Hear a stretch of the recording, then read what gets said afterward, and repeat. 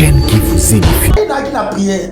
Lorsque l'événement oyo bato azokufa bate donc toyebi toza biso Kinshasa eratarate donc komaka moi moko deuxième mois muta théâtre moi eleki moi la kuna muta théâtre donc problème est ça Dieu m'a expliqué que parmi les leaders il y a ceux-là au bakoti banzela mabe oyo baso sacrifier même ba artiste na bango nanzela afin que makambu to ba groupe na bango to ba osai la ba chance na bango comment yo mwasi lokola nga on li mape on sa okoma mwasi ya muninga no mwasi yo mobali okoma muninga mobali donc je sais pas comment expliquer donc tous ces pratiques là vous voyez de tous ces pratiques cela veut dire nzambazati alors nazako yeb sabande on a biso de partout au bosali au bosali bafu moi j'avais prié Dieu pour ça parce que dans notre pays il y a aussi des prophètes nyonso mutu moko tunenga bi papa mais neni toyeba ke na kata ba groupe bato o baza bakoti makama mabe mais lorsque tozo monde basi na qui lesbienne mibali na mibali basi na basi mais ça ce sont déjà des signes qui prouvent que bato yo to mwana mwasi azaso na nzambe te alors tozo bible lobi tozo mona toi na misu mais tozo mona te toi na matoi mais tozo yokato donc tout simplement je voulais dire na bana na nzambe to telema na ba prière chercher un homme de Dieu luka mutu na nzambe pe bonde na nzambe tant na bi luka mutu na nzambe po bible zoloba na 2 Chroniques 20 malodi confiez-vous à l'Éternel vous serez enfermis mais à ces prophètes là vous resterez na lobi kakangate mais partout il y a des hommes de Dieu mais ce qui est très important, Bible dit, quiconque invoquera le nom de l'Éternel sera sauvé. La chaîne qui vous édifie.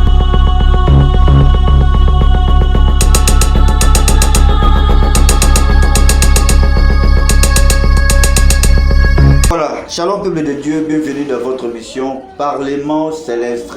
Et cette émission est pour les chrétiens, vrai, parce que même nous avons besoin d'adorateurs, mais les vrais adorateurs, cela veut dire celui qui adoreront le Père en esprit et en vérité. Et notre Seigneur Banako Pambola biso parce que pour moi on a numéro à cette émission ils ont un kasi na biso te kasi na bolingo tata Nzambe et ceux qui m'ont pour remercier pour l'instant pour les moments mikolonion sont ils ont le Seigneur Jésus-Christ parce que il est après sa paiement David Alobina biso lobi il renouvelle sa bonté chaque matin en tout cas kolo azalokumu et Nzamba kanisela yo tobeti libaku ya koyeba kolanda biso na ngonga oyo tozali et dès tozomona sur ce plateau je ne suis pas seul je suis avec l'homme de Dieu, le prophète Michel Témoa. Et à chaque fois que tu es sur cette émission Parlement Céleste, il y a toujours pour que beaucoup qui savent bien l'émission Nabiso, Topé O, Tomisana Koloba, que Parlement Céleste, place Lola et Lobaka, place Lola et Fumamaka, place Lola et Messana Koya de la Biso, Nenge Makomi Lobina, Jérémie 33, invoque-moi,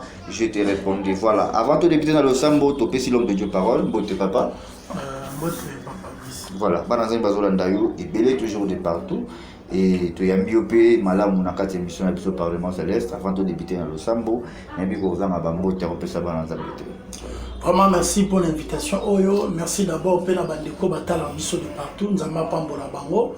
Et puis merci na chaîne Nabiso et HP Media pour yamba biso de Soussou pour porter choix na bino de Nabiso. Donc vraiment Nzamba Pambola Bino. C'est un peu ça ce que je peux dire. Voilà, merci beaucoup. Alors, Tokumbi Mitou, Papa Kamito dans le Sambo, rapidement. Cher Saint-Esprit, to kabi momo na maboko na yo, lobe la biso, expliquer peuple na yo, afin que ba comprendre où ils a pensé na yo, au nom de Jésus, Amen. Amen. Merci beaucoup Nabana Nzambe. Nyonso bozui libaku ya kolanda biso de partout place vous allez en tout cas Polo Azana biso bibelobi oya epanaye akozonga lolenge ayakite ya motika à travers cette émission Nzambe ayeba na kokanisela yo peu importe problème ozalaki na Nzambe ayeba ko limonisa lokola les rémunérateurs de celui qui les cherche Kolo Yesu Azana biso dira émission en débit jusqu'à la fin Kolo Amonayo peu importe le problème ozanango bibelobi c'est poussé par l'esprit que les hommes de Dieu parlent de la part du Seigneur. Alors restez scotchés, branchés sur cette émission. Yonanu, au s'abonner sur cette émission. Chamokolo Toto, au s'abonner sur cette émission, sur cette chaîne et HP Media pour nous continuer l'émission. Il y a Basali Nzambe. Papa Boni Moussa Tata Nzambe Zoleka bien. Vraiment, par la grâce de Dieu, tout ça peut évoluer. Ce que nous devons tenir, Boyeza, Nangola Nzambe, ils ont la force, ils ont la mécanisme bisoté. Mais c'est la grâce de Dieu. Nous salons dans maison qui est dans le Nzambe, on se bat donc les autres qui sont malades. Voilà, merci beaucoup. Alors, c'est moi sur ce plateau, donc tu as mis une qualité à ma serviteur de Dieu pour que nous soyons récompense. Alors, je dis un grand merci à l'équipe technique. Je vois Charlie Kang à Image Pro. Toujours, et pourquoi pas toute l'équipe. Donc, on va monter Priscambouzi, Lita, RG, Kila, tout le monde en tout cas. Pourquoi pas l'aider Myongo. Vraiment, merci beaucoup. Alors, lorsque tu es un prophète dans cette émission, tu dis que prophétie est pour codifier le peuple de Dieu, pour consoler, peu importe problème de prophétie et orientaka batou nanzela peuple de Dieu bazotalayo belé ça fait pas une vie que l'autre fois tout est bengana moyen de répondre à l'invitation vraiment pour l'instant parce que kolo alobi nante donc cela veut dire ndenge tozio na kata plateau awa c'est que kolo alobi ya moi bisio possibilité to disponibilité to permission ya koyeba koleka na oyo émission oyo to bengi parlement céleste to sur EHP Media message alors balanza mbaza ebele bazolanda yo et tu dis que tout ça na moment où déjà moi mon ko ya ba makambo bana koloba na année passée 2021 et 2022 est-ce que tu peux que tout nos questions ça commence mal déjà.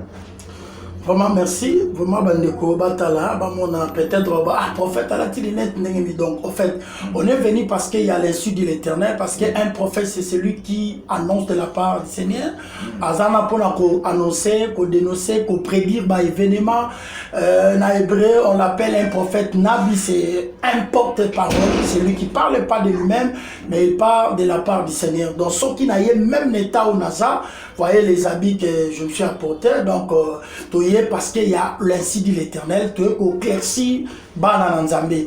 Oh, la prophète, ils allaient qu'au laksaba nanzambe, ils allaient qu'au annoncer, qu'au dénoncer, lorsqu'il y a de mauvaises choses, tous les kakapona qu'au dénoncer en gros, et puis qu'au annoncer, qu'au prédit.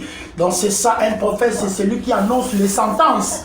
Donc c'est celui qui explique le signe des temps. Donc par rapport au père Maramoti ko le galambo katobaki année où ils ont réparti na babiloko mibale.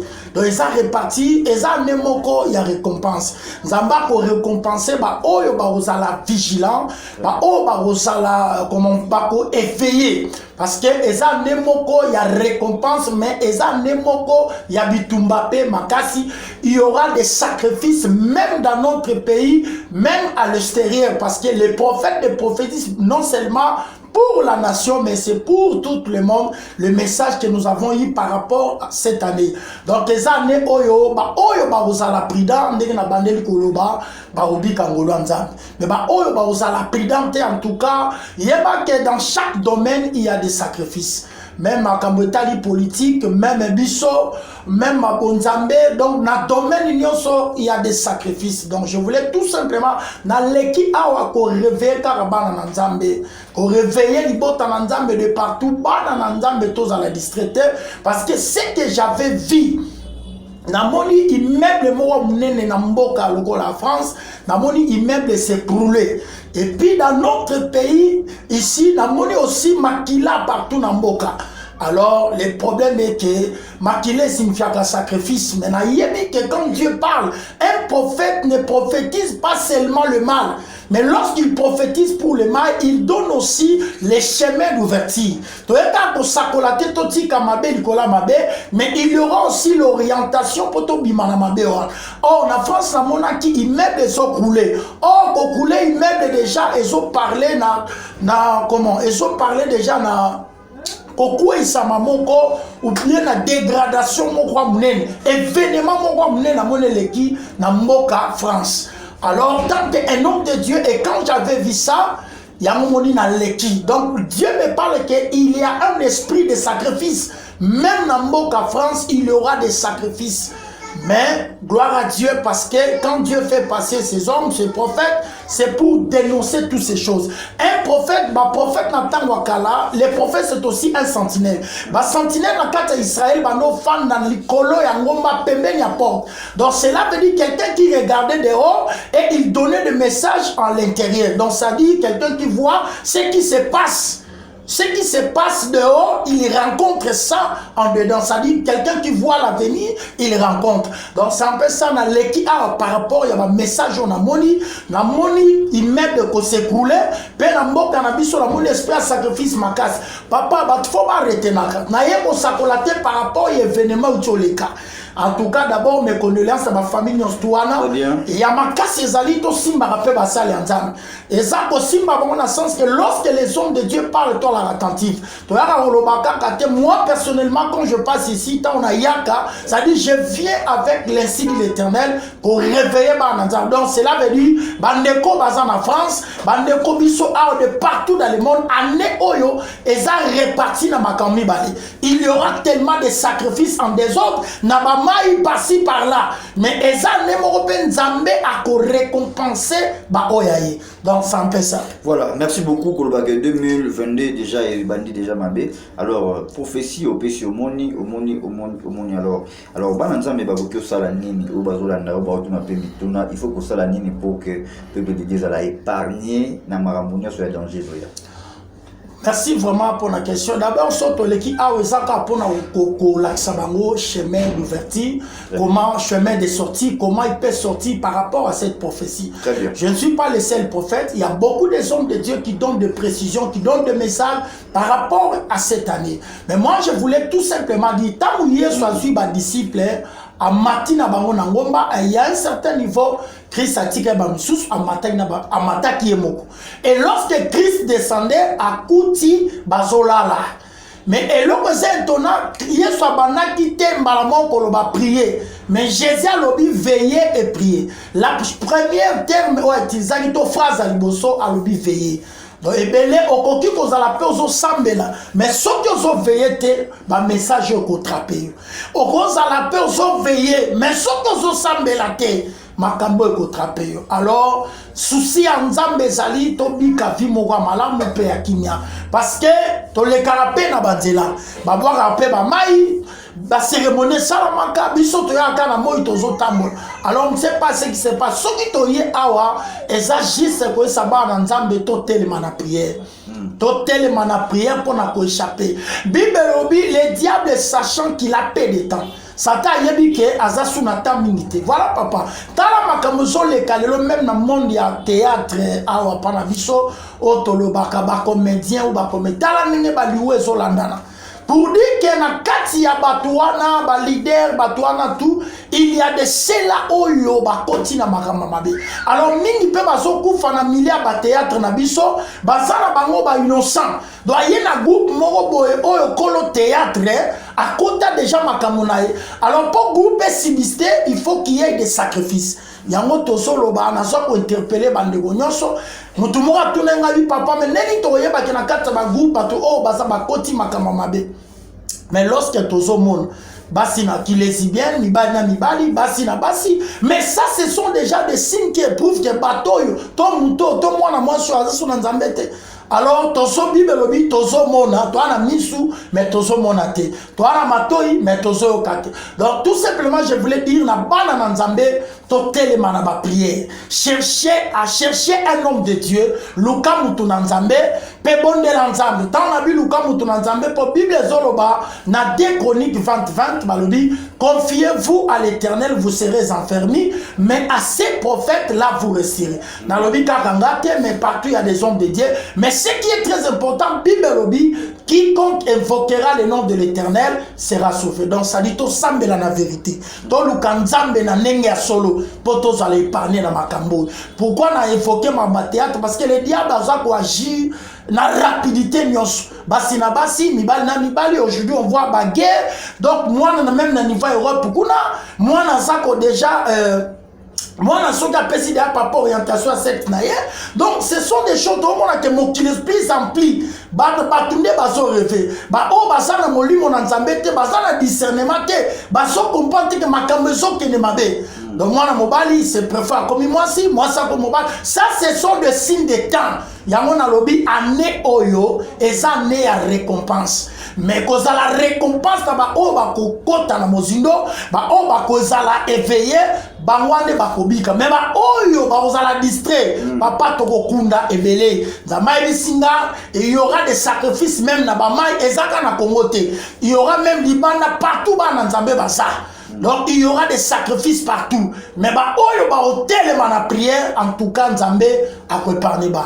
Voilà, merci beaucoup. Alors on a toujours un nom moi si mamuke parce que ça tanti moko Aurélie Allègre depuis la France a tourné une question ils ont kokanana mambo tout à l'heure que ils ont un bateau mingi ba comédie ba kufa baza ba innocent à côté na groupe moko basi ba simba donc lorsque vous ba bongo na question na ezala que ah mais pourquoi ba artiste bazo kufa mingi ba jeune et pourtant papa masumu ba muyombe gauche baza non surtout muyombe gauche donc c'est un peu ça. Est-ce que l'autre qui nous tombe bongo to voyez révélation par rapport à batona ba simba pe ba kisi ba kolo to ba viona ba théâtre.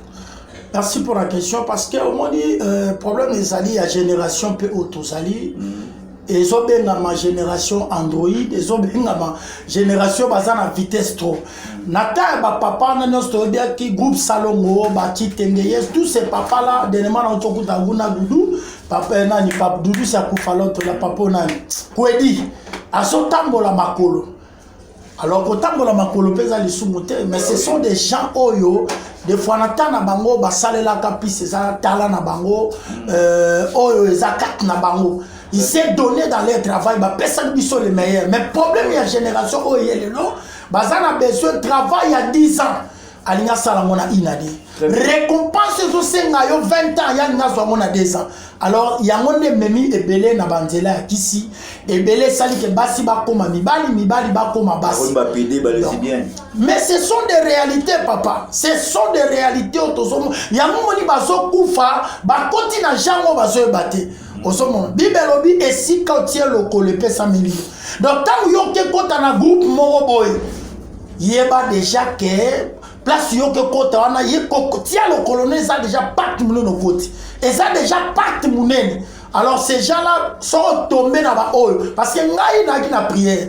Lorsque événement oyo ba to aso kufa baté. Donc tu as dit, tous les gens qui chassent et raté. Donc, comment moi, deuxième mois, mon théâtre. Moi, l'équipe, moi, là, mon théâtre. Donc, le problème est ça, Dieu m'a expliqué que parmi les leaders, il y a ceux-là où bah koti banzela mabe, oyo baso sacrifier même ba artiste na bango nanzela afin que makambu to ba groupe na bango to ba osai la ba chance na bango. Comment yo mwasi lokola nga on li mape. On sa okoma mwasi ya muninga no mwasi. Yo mobali okoma muninga mobali. Donc je sais pas comment expliquer. Donc tous ces pratiques là où vous voyez de toutes ces pratiques, c'est là veut dire nzambazati. Alors nazako yeb sabande wonabiso de partout au Bosali, au Bosali Bakou. Moi j'avais prié Dieu pour ça parce que dans notre pays il y a aussi des prophètes. Basali nzambe basali. Bible obi tangu ville maye comme koboma batu benga ki Élysée. Elisa kenaki na source de source wana babi azwaki munga bwakaki parce que babi mai bane koboma babi la ville était bonne mais source wana. Donc problème est ça quand je priais et Dieu m'a montré que et là on moza na katiwana. Donc cela veut dire oh bazana ba pratique babima parce que Dieu m'a parlé cette fois-ci papa to bana sko ko sibi liwa ya ba leader parce que ko manqué mingi pe ba ko ça car ba terre ba triste bilo moi bon mais cette fois-ci to bana senti to bana sibi liwa sikoyo ya ba leader ya ba groupe. Donc ba o bazana katia ba je vous lance un appel ya ko quitter babilo quoi. Donc vraiment ça c'est la bouche de l'Éternel qui a parlé. Bible obi bo asana mato ya koyoka ayoka motema kobomba abomba makasi ya kosalela asalela mais plus jamais la mort.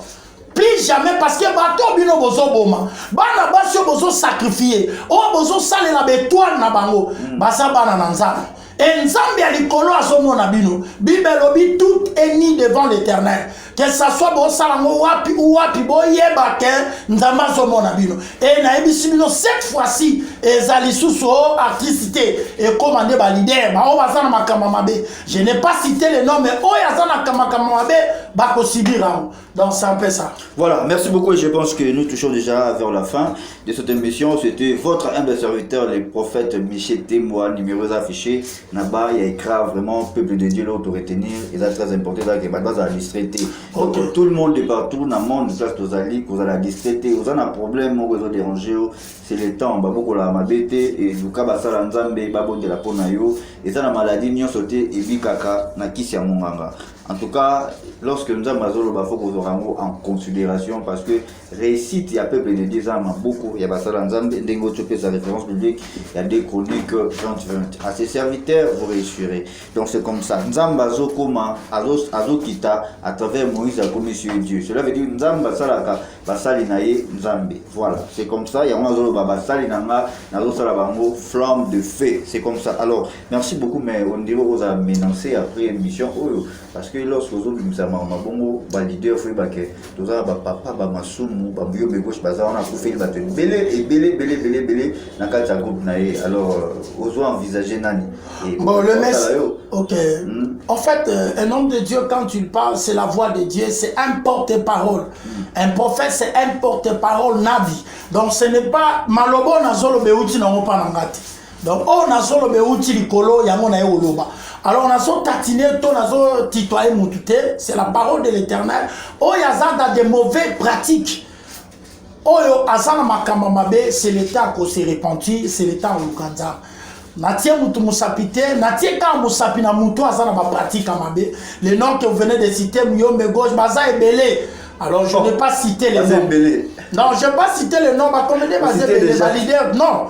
Na lobi te kezaye mais ngai na lobi kaka ke ba o basa dans de mauvaises pratiques alors na yebite ba o pe basa parce que parmi et ça na ba o basa na nzambe ba o ba sa musala bango ba se belé donc to lobi to pesi message nzambe o ya ça dans de faux o ya ça na ba mauvaises pratiques ané o aussi samoté au le kamoté donc c'est ça c'est que je viens de vous parler na ebisi bino ba na nzambe ba leader tout songela nzambe to se repentir convenablement donc o ya zongela nzambe nzambe pas zongela kai donc ça en fait ça. Voilà, merci beaucoup. Alors message et qui déjà bananzambe ba ok message. Alors to komi ko chuter déjà na ebi ke ozana retraite nous vous préparer kalaming te pour na ba requête ya bananzambe et yo moko ebi date fixée ozo pesa ngo kalaming te puis bananzambe mtus oyo ba problème ils ont dérangé bango ko l'on se peut moi appelle parce que ba profiter na moi grâce wana numéro de téléphone na bato yo ba moniter place za na wana. Voilà. Ok, merci. D'abord, notre numéro est allé plus 243 89 66 91 613. On a bandé pour la meilleure édition. On a dit plus 243 89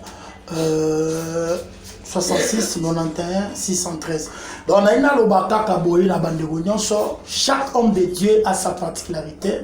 Et ça, ma maman moko so talanga awa. Dernièrement, de comme moi benga na France, a dit papa, na zo souffri na mamikanda.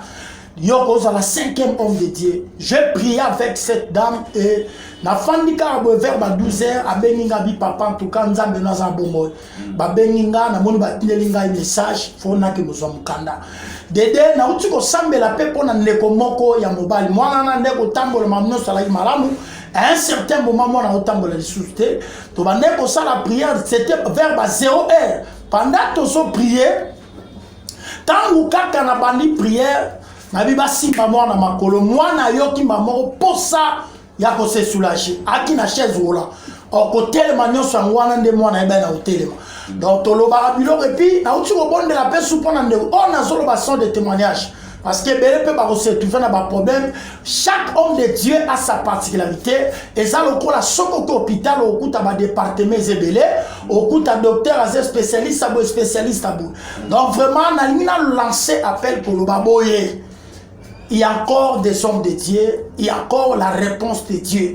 Yomoto tamboli, okenda ki gauche, okenda à droite. Si vous êtes convaincu par le Saint-Esprit, et ça peut n'abattre papa Brice Malala raté. Donc moi si na mobali, moi si à Santarasu mobalité, il y a beaucoup de couples.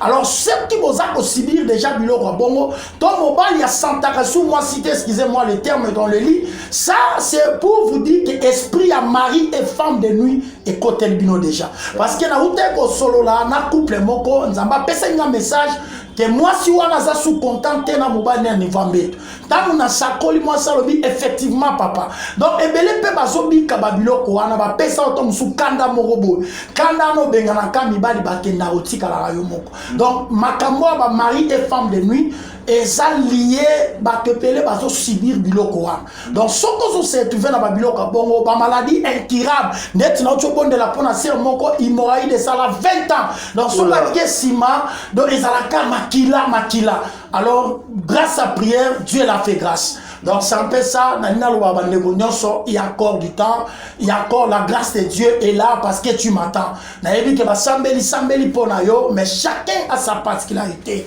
nzambe na biso abongwanité ce que vous êtes convaincu par le Saint-Esprit tous à plein prière si vous êtes convaincu parce que tolembi benga non ce que vous êtes convaincu par le Saint-Esprit appelle-nous yo pour témoigner ndenge baninga bazo témoigner vraiment nzambe apambola biso na ina sambela na biso non c'est là na otikelo temps au sambelana des annoncer dans l'émission et puis c'est OK merci voilà il n'a pas na yo au bimission ainsi dit l'Éternel mais comme conseil Zali c'est la convocation à partir d'accord non voilà nous sommes arrivés à la fin de cette émission merci beaucoup à vous tous de nous avoir suivis merci également depuis la France Tontine Aurélie Allegra vraiment merci beaucoup pourquoi pas prophète J.C. Manianga prophète Ige Mosakoli na Italie merci beaucoup et na poto pe ba homme de Dieu le kola ya boy bazali bazo sala musala pour associer ba am ya bana nzambe donc bato pe boza na poto bo pe ko contacter pe bango et ça ira bien alors on a fait simbote na ba serviteur de l'union et basala nzambe nyonso pourquoi pas na pe ça pe pasteur Eliezer bien vraiment bango tena personnes alliés prophète Pachi Bomolo pasteur Israël Nonche Enoch Obabinga et bambote na ba servant de Dieu de partout où vous êtes en tout cas merci na ndenge bozala ki scotché branché pour na Rolanda biso et tokoko clôturer mission beauté sans toute façon bénédiction et à homme de Dieu un grand merci derrière la caméra et si vous aimez cette émission il faut dire un grand merci à celui qu'on appelle Charlie Kamba Pro Image. Vraiment merci beaucoup alors nous sommes arrivés à la fin. Moi bénédiction na wana soukapé au salabiso vraiment bien marqué. Merci. Vraiment toni to sambela mais nalina baxelo moko bana nzambe. Donc nzamba linga capacité nzamba linga souffrance ya bana été. Très bien. Donc ceux qui biso basala nzambe to yaka opia ba message eza pona ko kebisa bana nzambe pona olongola bango na mabe ba kuya na mabete. Parce que Jésus a le dit prier pour beaucoup y a la mabité. Donc le message autopécie que ça soit bas comédien, que ça soit dans le secteur Nostosimi, solution dans nos agas le sambo, tout temps qui combat mouté, mais les problèmes ils allaient au ya zone monake message au musala le bieza ils ont concerné na sens ya mabé en tout cas c'est repenti. On n'a pas cité le nom de quelqu'un, mais on a dit bien. Ce qui est le but pour ça, malobanzam. Ce qui simbi au comprendre qu'il y a un zambalingi nganzelote, zambalingi a sauvé bon moinanga. To sambeli tata na kembo na bondeli pour na bande réunion sur dans occasion au landabiso, laisse que la main de Dieu et la faveur de l'Éternel et ça Nicolas Moutinho soit au landabiso au nom de Jésus-Christ, pambola mabota. Répondre banana yo longisa basantu partout bazali au nom de Jésus épargnez bango na mabe épargnez bango na barisa satana na kombo na Yesu amen amen merci beaucoup bye bye et à la prochaine La chaîne qui vous édifie.